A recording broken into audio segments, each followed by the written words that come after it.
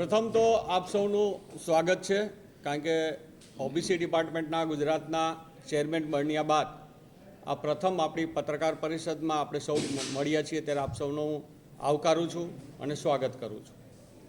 આજની આ પત્રકાર પરિષદની અંદર ભારતીય રાષ્ટ્રીય કોંગ્રેસના સેક્રેટરી, ચોટીલાના પૂર્વ ધારાસભ્ય શ્રી ઋત્વિકભાઈ મકવાણા, જામનગરના 2 ટર્મ સાંસદ, 2 ટર્મ ધારાસભ્ય રહેલા અમારા સિનિયર, મારા મિત્ર, મારા ભાઈ એવા વિક્રમભાઈ માંડમ, આજે આપ સૌની સામે અમે આજે ઓબીસીના માધ્યમ દ્વારા આવ્યા છીએ. ત્યારે પ્રથમ જ્યારે આપણે જોયું છે કે આ જે સ્વરાજ્યની ચૂંટણીઓ આવે છે અને એની અંદર જે અનામત દેવામાં આવી, એ અનામત માટેની લડાઈ આ કોંગ્રેસ પક્ષે કરેલી હતી અને કોંગ્રેસ પક્ષ હંમેશા નાનામાં નાની જ્ઞાતિ સાથે જોડાયેલો છે. ત્યારે વધુમાં વધુ લોકો ઓબીસીની અંદર, ઓબીસી ડિપાર્ટમેન્ટની અંદર જોડાય અને ઓબીસીઓને ન્યાય મળે, એ ન્યાય માટે લડે, એના માટે આજે અમે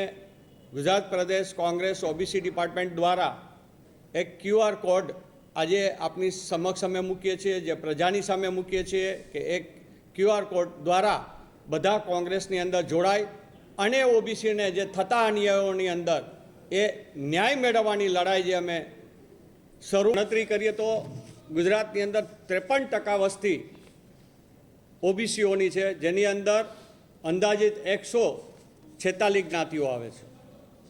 ગુજરાત સરકાર અવારનવાર ઓબીસીઓને ન્યાય આપીએ છીએ તેવી વાતો કરે, પણ 1931થી આ દેશની અંદર જાતિ ગણના કરવામાં આવી નથી. ત્યારે પહેલી માંગ તો અમારી છે કે ગુજરાતની અંદર વસ્તી ગણતરી આવે અને એ પણ વસ્તી ગણતરી જ્ઞાતિ મુજબ થવી જોઈએ કે જેથી કરીને તમામ જ્ઞાતિઓને ન્યાય મળે.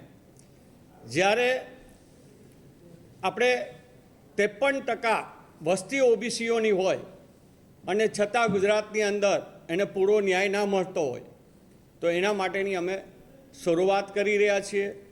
ગુજરાતના ઓબીસી જ્ઞાતિમાં આવતા તમામ લોકોને અમે અપીલ કરીએ છીએ આપણા માધ્યમ દ્વારા કે આવો, જોડાવ અને તમે તમારા વિચારો, જે તમે તમારી જ્ઞાતિને, જે ઓબીસીમાં જ્ઞાતિઓ આવે છે એને ન્યાય અપાવવા માટે અમારી સાથે જોડાવ અને જોડાઈને આપના વિચારો છે, આપની જ્ઞાતિને થતા અન્યાય માટે અમે લડીશું, આપની સાથે લઈને લડીશું અને તમારી જ્ઞાતિમાં તમે આગળ થજો, અમે તમારી પાછળ રહી અને તમારી સાથે ખંભેથી ખંભો મેળવી અને અમે આપની જ્ઞાતિને ન્યાય અપાવીશું. વિશેષમાં જુદા જુદા જે વિષયો છે એ વિષયો માટે વિક્રમભાઈ અને ઋત્વિકભાઈ વાત કરશે, એટલે હું વિક્રમભાઈને કહું કે તેઓ આપને સંબોધન કરે. માધ્યમથી જનતા સુધી એક અમારો અવાજ પહોંચાડો, કારણ કે તમે જ અમારું હથિયાર છો, તમે જ અમારું સાધન છો, તમે લોકો જ અમને જનતા સુધી પહોંચાડી શકો એમ છો. ઓબીસીની લડાઈ એ એટલા માટે કે ગુજરાતની અંદર 53% વસ્તી હોય અને એમને એમનો અધિકાર, પોલિટિક્સની અંદર તો પોતાના અધિકારો માટે લડવાની વાત હોય છે, એમનો અધિકાર મળવો જોઈએ. કોઈ પણ પાર્ટીની અંદર કોઈ ઓબીસી કોઈ રાજકારણની અંદર એક પાર્ટીમાં ન રહી શકે. જે અલગ અલગ પાર્ટીમાં પણ હોય એ પાર્ટીની અંદર પણ પોતાના અધિકાર માટે અવાજ ઉઠાવવો પડે.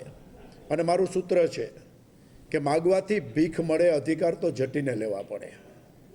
અધિકાર કોઈ માગવાથી નથી આપતા, તમારો અધિકાર તમારે લેવો પડે. અને આજે જ્યારે ગુજરાતના ચેરમેન તરીકે, ઓબીસીના ચેરમેન તરીકે મહેશભાઈ રાજપૂતની નિમણૂક થઈ છે, મારા સાથી મિત્ર ઋત્વિકભાઈ જે ઓલ ઇન્ડિયા કોંગ્રેસની અંદર સેક્રેટરી તરીકે છે, ત્યારે ઓબીસીની વાત લઈને તમારી પાસે આવ્યા છીએ. આપ સૌ જાણો છો કે ગુજરાતમાં લગભગ 4 લાખ લોકો આઉટસોર્સિંગથી નોકરી કરે છે. એમાં અધિકારો કેના જાય છે? અધિકારો ઓબીસીના પણ જાય છે અને જેમને બંધારણમાં અધિકારો આપ્યા છે અનામતના, એવી જ્ઞાતિઓના પણ અધિકારો જાય છે. આજે ગુજરાત સરકારની અંદર ઓવરઓલ ડિપાર્ટમેન્ટમાં 45% જેટલી જગ્યાઓ ખાલી છે. હરેક ડિપાર્ટમેન્ટની અંદર જગ્યા ખાલી છે અને જે ડિપાર્ટમેન્ટમાં જગ્યા ખાલી હોય એનો ખામિયાજો તો જનતાએ ભોગવવો પડે છે.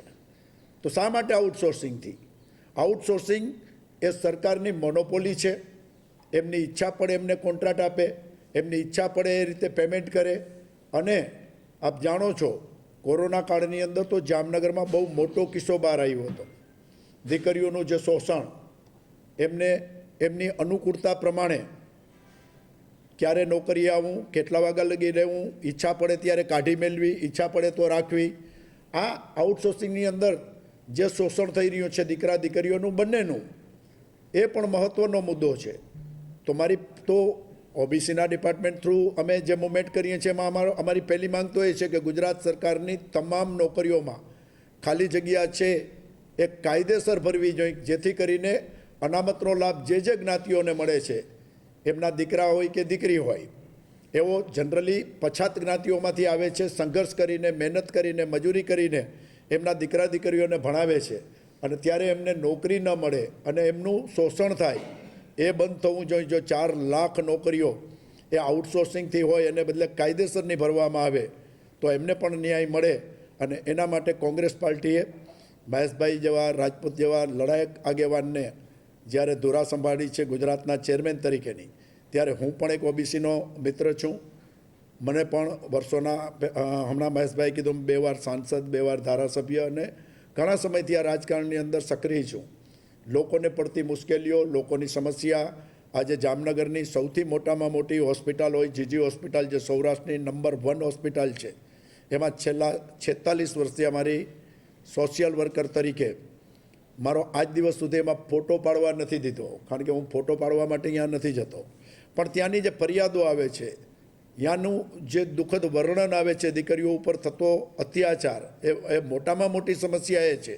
નોકરી, પૈસા, પગાર એ તો પછીની વાત છે, પણ આઉટસોર્સિંગની અંદર જે પરિસ્થિતિ ઊભી થઈ છે એ તાત્કાલિક ધોરણે બંધ થાય અને સરકાર એ જગ્યાઓ જો ભરે તો જે હકદાર છે એને કાયમી નોકરી પણ મળે ને એના પરથી એક ડર પણ નીકળી જાય. ઈચ્છા પડે ત્યારે એમને કાઢી મેળવામાં આવે. 11 મહિનાના કોન્ટ્રાક્ટ ઉપર રાખ્યા હોય ને ગમે એ બાનું કરી અને એને 3 મહિનામાં છૂટા કરી દેવામાં આવે, કારણ કે એમની ઈચ્છા પ્રમાણે એ વર્તન ન કરે. તો એવો અધિકાર તો લોકશાહીની અંદર કોઈને ના આપી શકાય. એવી છૂટ તો લોકશાહીની અંદર કોઈને ના આપી શકાય કે જ્યારે કોઈ એક વ્યક્તિ આખું વર્ચસ્વ ચલાવે. અને આપને પણ ખબર હશે કે ગવર્મેન્ટ તરફથી કેટલા પૈસા મળે છે અને એમને ચૂકવવામાં કેટલા આવે છે. એમને પૂરા પૈસા પણ ચૂકવવામાં નથી આવતા, અને જે લોકો જરૂરિયાતમંદ લોકો છે એમની સહી લઈને, એમની મજબૂરીનો લાભ લઈને એમને નોકરી પણ કરવી પડે છે અડધા પગારે. આમાં ભયંકર ભ્રષ્ટાચાર પણ સામેલ છે, શોષણ પણ સામેલ છે. આવતા દિવસોની અંદર કોંગ્રેસના માધ્યમથી મહેશભાઈની આગેવાનીની અંદર અમે લોકો આ ઓબીસીની જે મુવમેન્ટ શરૂ કરી છે એની અંદર અમારાથી બનતા પ્રયત્ન કરીને ઓબીસી સમાજને, બધા સમાજને ન્યાય મળવો જોઈએ. એવું નથી કે અમે ઓબીસીના છીએ એટલે ઓબીસીની વાત કરી. જે ઉજળિયાત સમાજો છે એમના જે અધિકારો છે એમને પણ એમના લાભ મળવા જોઈએ. પણ અમારી જે અત્યારે જવાબદારી છે એ કોંગ્રેસ પાર્ટીના માધ્યમથી ઓબીસી સમાજને થતા અન્યાય સામે લડવાની છે. બીજા કોઈ સમાજને નુકસાન થાય એમાં અમે માનતા નથી, પણ અમારા અધિકારોને કોઈ નુકસાન કરે તો એને અમે સહન કરવામાં નથી. અમે પોલિટિકલી રીતે અમે આ લડાઈ લડશું અને ઓબીસી સમાજને ન્યાય અપાવશું, એટલી મને ખાતરી છે. જય હિન્દ. ગુજરાત પ્રદેશ કોંગ્રેસ સમિતિના સન્માનની ઓબીસી સેલના ચેરમેન માનની મહેશભાઈ, વિધાનસભાના અમારા પૂર્વ સાથી અને પૂર્વ સાંસદ માનની વિક્રમભાઈ, બંને જે રીતે વાત કરી એ પ્રમાણે છેલ્લા 5000 વર્ષની શાસન વ્યવસ્થાની અંદર કોંગ્રેસ પક્ષની મહેનતના કારણે જે લોકશાહીની સ્થાપના થઈ.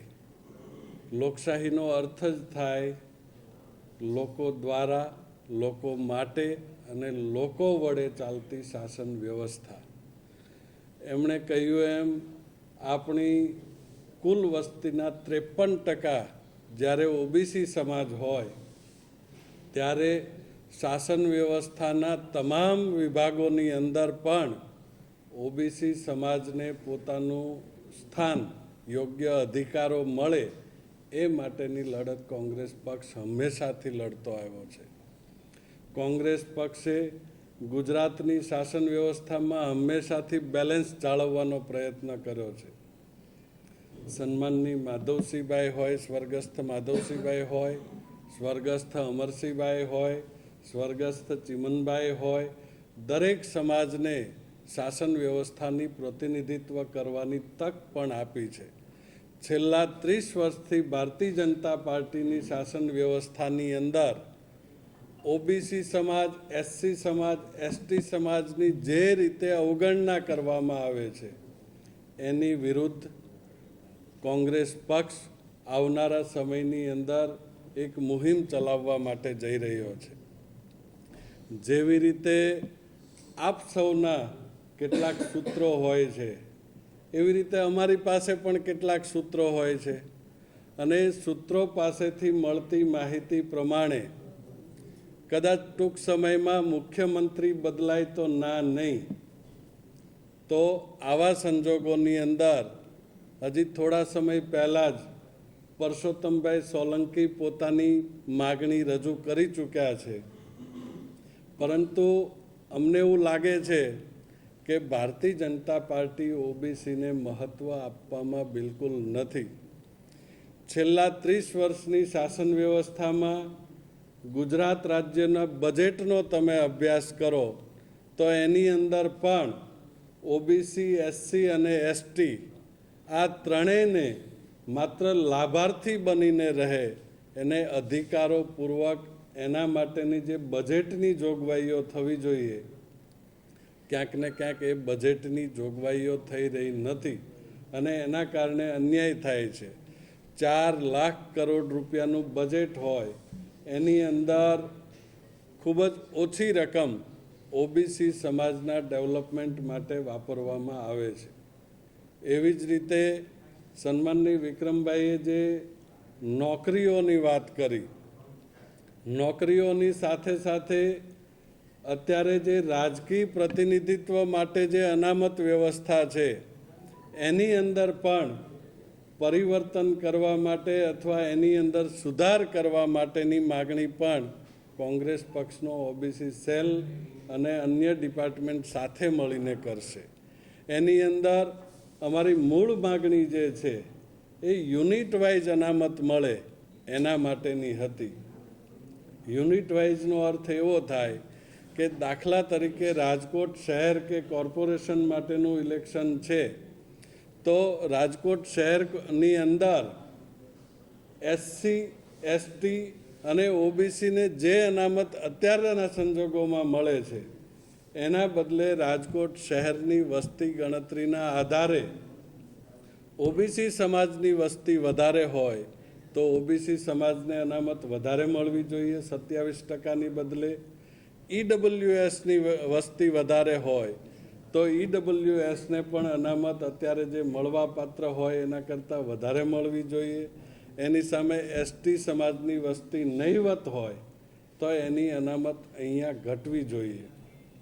એની સામે આદિવાસી ડાંગ જેવા વિસ્તારો હોય અને ત્યાં એસટી સમાજની વસ્તી વધારે હોય અને ઓબીસી સમાજની વસ્તી ઓછી હોય તો એવા સંજોગોમાં મહત્તમ અનામતની મર્યાદા જાળવી અને યુનિટ વાઇઝ અનામતની ટકાવારીની અંદર ફેરફાર કરી શકાય એ પ્રમાણેની રજૂઆત પણ આવનારા સમયમાં પાર્ટી કરશે. આવનારા સમયની અંદર ઓબીસી સમાજના વધુમાં વધુ યુવાનો ગુજરાત પ્રદેશ કોંગ્રેસ સમિતિના ઓબીસી સેલ સાથે જોડાય અને અધિકારો માટેની આ લડાઈમાં સૌ સાથે મળીને લડીએ એવી આપના માધ્યમથી હાકલ કરીએ છીએ.